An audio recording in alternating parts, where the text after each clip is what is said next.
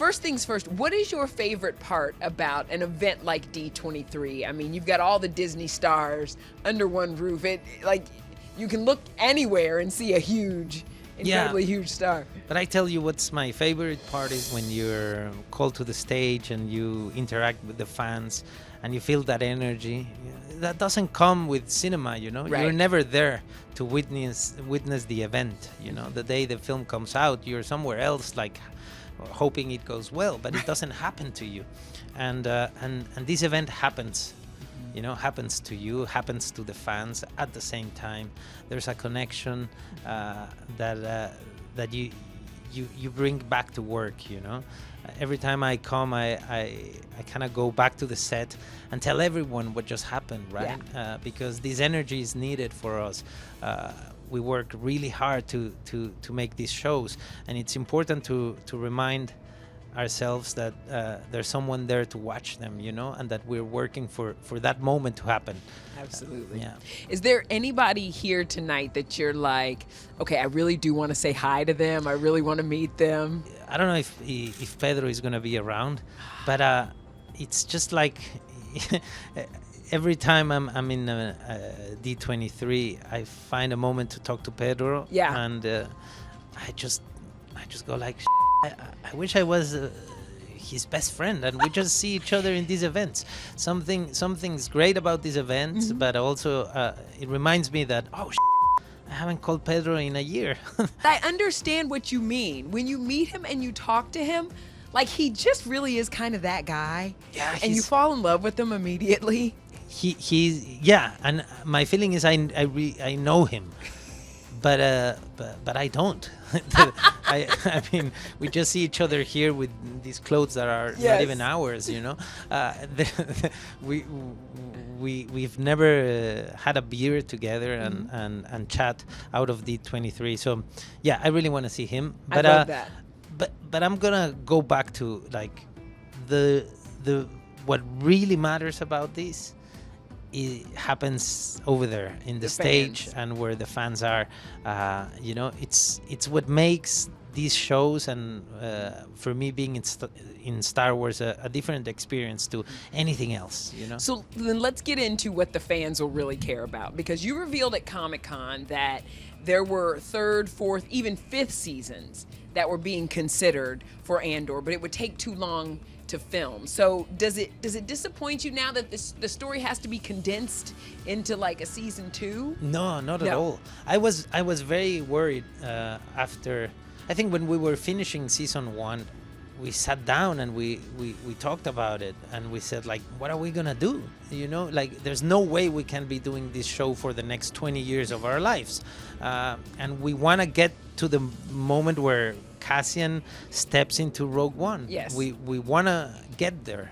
So how are we going to do this? And Tony had this great idea of breaking season 2 into 4 different like chapters, So every 3 episodes is going to be a year. Yes. And we're going to walk through the 4 years before Rogue One, and we're going to achieve what we were asked to do at the beginning, which is get to the end, get to the moment where he steps into Rogue One and is ready for the sacrifice he does for the rebellion.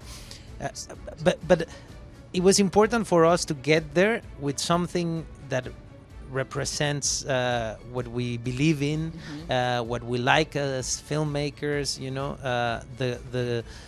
the rigor and the commitment we want to put behind everything we do. There's no way to rush this process.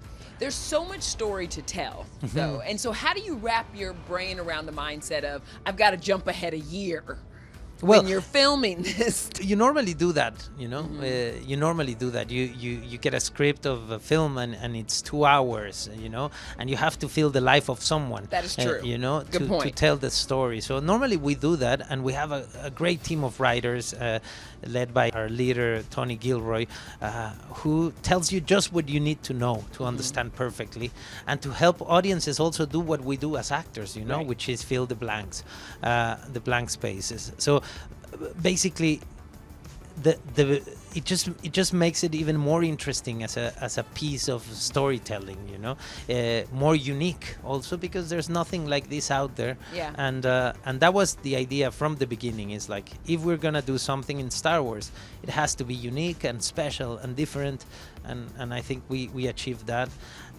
And most importantly, this has been 10 years of my life, you know.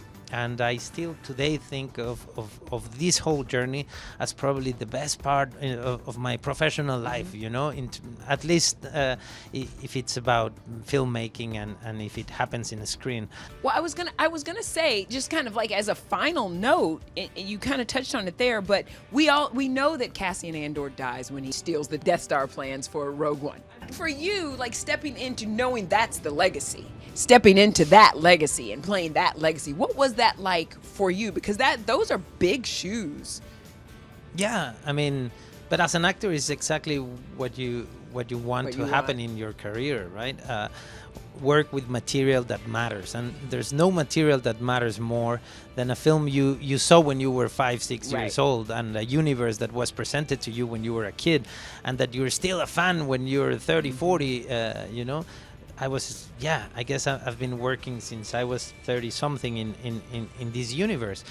Therefore, it's been part of my whole life as a fan, as an actor, as a storyteller, as a filmmaker.